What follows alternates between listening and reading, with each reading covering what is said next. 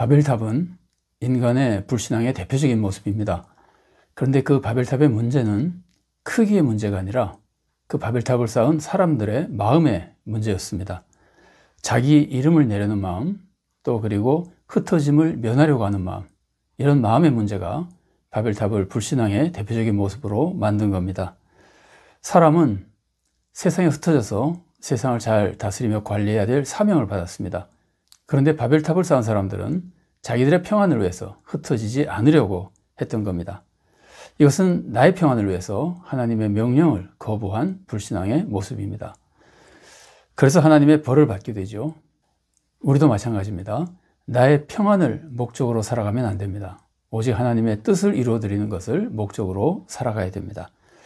그래서 심지어 나의 평안을 포기하고라도 하나님의 뜻을 이루어드리기 위해서 순종하고 헌신할 때 우리가 하나님의 뜻을 이루어드리는 좋은 성도가 될 수 있는 겁니다. 하나님은 바벨탑 쌓는 것을 막기 위해서 인간의 언어를 혼잡하게 만드셨습니다. 이것은 1차적으로 보면 우선 벌입니다. 언어를 하나님께서 혼잡하게 만드신 이유는 두 가지입니다. 창세기 11장 6절부터 8절까지의 말씀입니다. 여호와께서 이르시되 이 무리가 한 족속이요 언어도 하나이므로 이같이 시작하였으니 이후로는 그 하고자 하는 일을 막을 수 없으리로다. 자, 우리가 내려가서 거기서 그들의 언어를 혼잡하게 하여 그들이 서로 알아듣지 못하게 하자 하시고 여호와께서 거기서 그들을 온 지면에 흩으셨으므로 그들이 그 도시를 건설하기를 그쳤더라. 그래서 하나님께서 인간의 언어를 혼잡하게 하신 것은 인간이 힘을 모아서 자기의 뜻을 이루려고 하는 것을 막으신 겁니다. 인간이 악을 위해서 힘을 모으지 못하게 만드신 겁니다. 그리고 인간을 흩으시려고 언어를 혼잡하게 하셨는데 인간을 흩으신 것은 인간이 땅에 흩어져서 하나님이 주신 사명을 감당하게 하려고 해주신 겁니다. 자, 이 두 가지 모습을 좀 더 자세히 살펴보겠습니다. 첫 번째 목적은 인간이 자기의 뜻을 이루지 못하게 하신 겁니다. 인간이 힘을 모아서 자기의 뜻만 행하며 더 큰 악을 행하지 못하도록 막으신 겁니다. 아마 인류의 대표적인 가르침이 서로 사랑하고 서로 화목하고 힘을 모아서 함께 잘 살아가라는 것일 겁니다. 그러나 사실 인간이 화목하고 하나가 되는 것은 좋은 일이긴 하지만 목적이 바로잡히지 않고 그냥 하나가 되기만 하면은 결코 좋은 것이 되지 못합니다. 이것은 인간이 타락했기 때문에 인간이 자꾸 악으로 빠져가는 것처럼 인간이 힘만 모으면은 오히려 더 큰 악을 행할 위험이 있기 때문입니다. 그렇다면 인간이 하나 되기 위해서는 굉장히 중요한 전제 조건이 필요합니다. 그 전제 조건이 뭐겠습니까? 선을 향한 마음이 있어야 된다는 겁니다. 선을 향하는 것 없이 화목하고 하나가 되기만 하면 오히려 더 큰 악을 행하게 되는 겁니다. 사실 사람들이 힘을 모아서 하나가 된다고 하는 것은 그냥 힘만 커지는 것을 의미합니다. 여러분 생각해 보십시오. 선한 사람이 힘을 크게 받으면 좋은 일이지만 악한 사람의 힘이 커지면 오히려 더 해로운 일이잖아요. 그래서 사람이 하나가 된다고 할 때 선한 목적 없이 하나가 되기만 하면 오히려 더 큰 악이 일어나게 되는 겁니다.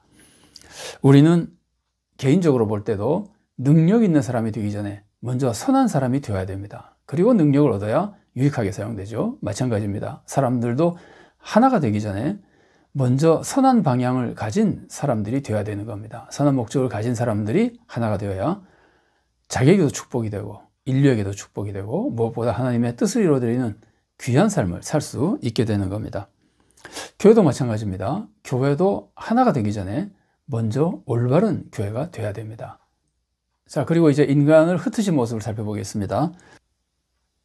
인간을 흩으신 것은 인간이 추구하던 평안을 깨뜨리고 인간을 세상에 흩어서 세상을 다스리라고 하는 하나님의 맡겨진 소명을 이루도록 도와주는 거였습니다. 하나님은 사람의 언어를 다르게 만드셔서 사람을 강제로 흩으신 겁니다.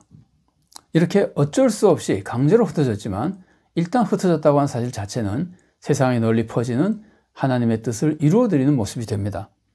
그러나 세상에 흩어지기만 해서는 하나님의 뜻을 이루어드릴 수 없습니다. 세상에 흩어져서 원래 하나님이 원하시는 대로 세상을 잘 관리하고 잘 다스려야 하나님의 뜻을 이루어드리는 것이지 무조건 흩어지기만 한다고 하나님의 뜻을 이루어드릴 수 있는 것은 아닙니다.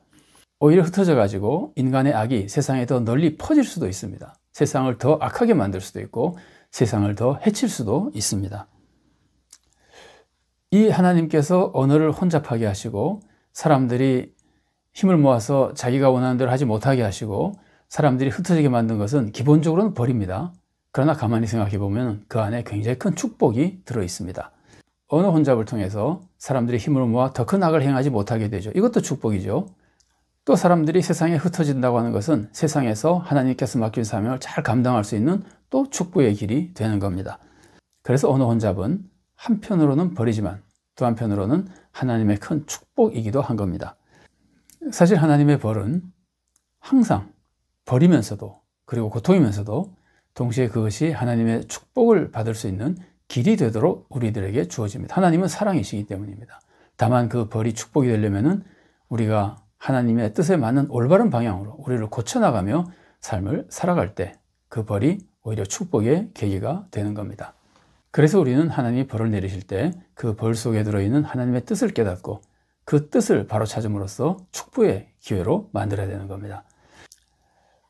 이 바벨탑 때 언어가 혼잡해진 벌은 나중에 성령님의 강림하심으로 인해서 회복되게 됩니다.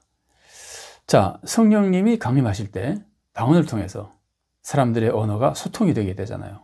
그래서 바벨탑 사건이 성령님의 강림으로 회복의 축복을 받게 되는 겁니다. 그러나 이때 언어 소통된 것만으로 축복이 되는 겁니까? 그렇지 않죠. 다시 하나만 된다고 축복이 되는 것이 아니잖아요.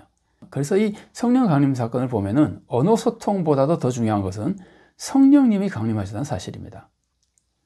언어 소통은 부수적인 축복이라고 볼 수 있습니다. 자, 성령님이 오시면은 언어 소통만 해주는 것이 아니죠. 성령님이 오시면은 세 가지 축복을 우리들에게 내려주십니다. 첫 번째는 우리들에게 믿음을 주십니다. 성령님으로 말미암지 않고는 예수님을 주님이라 그럴 수 없잖아요. 성령님은 오셔서 우리들에게 예수님을 믿고 구원받게 해주십니다.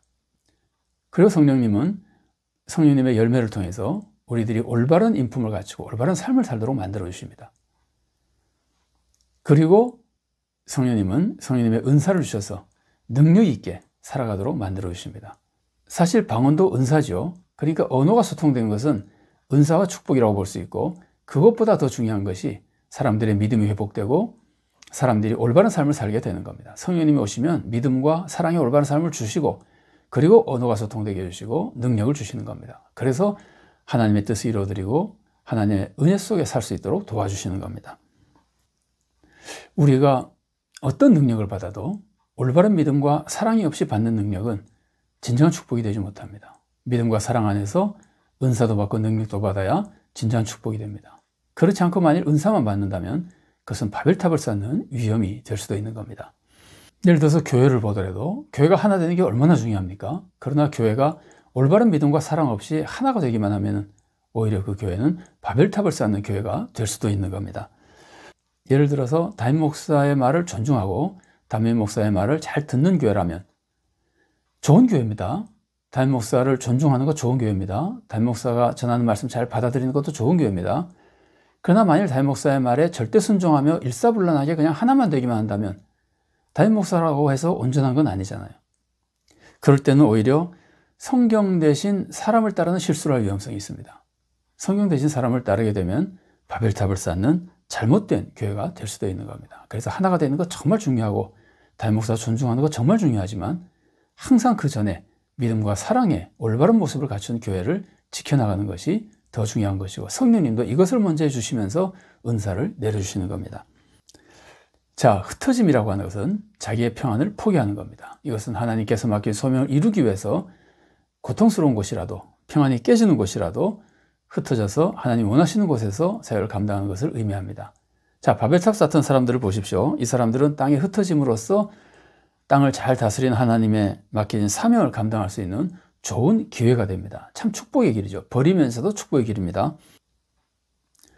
바벨탑을 쌓던 사람들은 흩어졌기 때문에 세상을 잘 관리할 수 있는 기회는 얻었으나 실제로 이 사람들의 인품이나 신앙이 변화되지 않았기 때문에 이 사람들이 세상을 실제로 잘 관리하지는 못합니다. 오히려 세상에 널리 흩어져서 세상을 착취하기도 하고 세상을 파괴하기도 합니다. 이것은 이 사람들이 하나님의 축복의 기회를 살리지 못한 것인데 그 이유는 사람이 변하지 않았기 때문입니다. 사람들은 흩어지기 전에 사람이 먼저 바뀌어야 되는 겁니다. 믿음과 사랑으로 바로 세워진 다음에 흩어져야 되는 겁니다. 그래서 예수님께서도 제자들을 선교하러 나가기 전에 성령님을 받아야 된다 그러잖아요. 성령님을 받고 성령님의 권능을 받은 후에 흩어져서 선교하러 나가야 된다 그러시잖아요. 사실 성령님의 권능을 받으면 어떻게 됩니까? 믿음과 사랑으로 충만해지고 악을 이기며 살아갈 수 있습니다. 그래서 모든 능력으로 흩어져서 사는 모든 사역에서 하나님의 선을 이루어드릴 수 있게 되는 겁니다. 바벨탑을 쌓던 사람들은 세상에 흩어졌지만 세상을 잘 관리하지 못했습니다. 그런데 이제 성령님이 강림하신 후에 초대교회 모습을 보십시오. 초대교회는 사도행전 2장에서 성령님의 강림하심을 받죠. 그리고 사도행전 8장에 가면은 초대교회가 흩어집니다. 근데 이때는 자발적으로 흩어진 것은 아니고 하나님께서 스데반의 순교와 더불어 박해를 내리셔서 강제로 하나님께서 흩으십니다. 근데 이 사람들은 성령님을 받은 사람들이잖아요. 그러니까 흩어져서 세상을 파괴하는 것이 아니라 세상에 복음을 전하고 세상을 구원한 하나님의 역사를 이루어 나가게 되잖아요. 강제로 흩어짐을 받은 것은 좀 아쉽지만 그래도 성령을 받은 사람이기 때문에 믿음과 사랑으로 변한 사람들이기 때문에 세상을 변화시키는, 세상을 구원하는 역사를 이루어 간 겁니다. 또 사도행전 13장에서 안디옥 교회를 보십시오. 이 안디옥 교회는 성령님의 감동 속에 성령님의 인도하심을 받아서 스스로 흩어집니다. 안디옥 교회 최고 지도자였던 바나바와 바울을 세상으로 파송하잖아요. 그래서 안디옥 교회는 세상으로 자발적으로 흩어져서 놀라운 이방인의 구원의 역사를 이루며 세상을 구원하는 놀라운 역사를 이루게 되는 겁니다. 성령님의 충만하심을 입으면 강제로 흩어진다 하더라도 믿음과 사랑이 있으니까 구원의 역사를 이루어가지만 실제로 성령님의 충만하심을 입으면 하나님의 뜻을 알고 사랑이 충만해서 스스로 세상에 흩어져서 자기의 평안을 포기하고 구원의 역사를 이루어가게 되는 겁니다. 하나님은 우리를 강제로 흩으실 수도 있습니다. 또 우리가 하나님의 뜻을 알고 자발적으로 흩어질 수도 있습니다. 하나님은 우리의 악을 막기 위해서 흩으시기도 합니다. 인간의 목적을 이루는 바벨탑 교회가 되지 않도록 하기 위해서 하나님은 우리를 강제로 흩으실 수도 있습니다. 그래서 하나님은 우리의 평안을 깨뜨리시고 우리가 하나님의 구원 역사를 이루도록 도와주시는 겁니다. 그런데 우리는 성령님의 충만하심 속에 진정한 믿음과 사랑으로 하나님의 뜻을 깨닫고 하나님의 뜻을 이루어드리기 위해서 우리의 평안을 포기하고 스스로 흩어져서 세상을 구원하는 위대한 구원 역사를 이루어 가야 되는 겁니다. 그런데 우리가 한 가지 더 기억해야 될 것은 우리가 물리적으로 교회가 흩어져서 예를 들면 1000명 모이는 교회가 100명 모이는 교회로 다 나뉘어지거나 그러지 않더라도 물론 그것이 하나님의 뜻이면 그렇게 하는 것도 좋은 일입니다. 그러나 꼭 그렇게 하지 않더라도 교회의 관심과 사역과 방향이 온 세계를 향하고 온 세계에 흩어진 관심과 사랑으로 온 세계를 대상으로 구원 역사를 이루어 간다면 교회가 물리적으로 꼭 나뉘어야만 된다는 것은 아니라고 생각할 수도 있습니다. 하나님 보시는 것은 우리의 마음이기 때문에 우리가 진정으로 하나님 마음을 품고 우리만의 욕심을 추구하지 않고 우리만의 평안을 추구하지 않고 어떻게든지 온 세상에 하나님의 구원 역사를 이루기 위해서 사역한다면 우리의 관심과 사랑이 널리 퍼져 있다면 진정으로 하나님의 뜻을 이루어드리는 방주 같은 교회가 될 수 있을 겁니다. 우리 모두가 올바른 믿음과 사랑 속에 하나님의 마음을 품고 우리의 안정보다 하나님의 영광과 구원을 사모하는 가운데 하나님의 뜻을 이루어드리는 좋은 교회가 되고 좋은 성도가 될 수 있기를 바랍니다.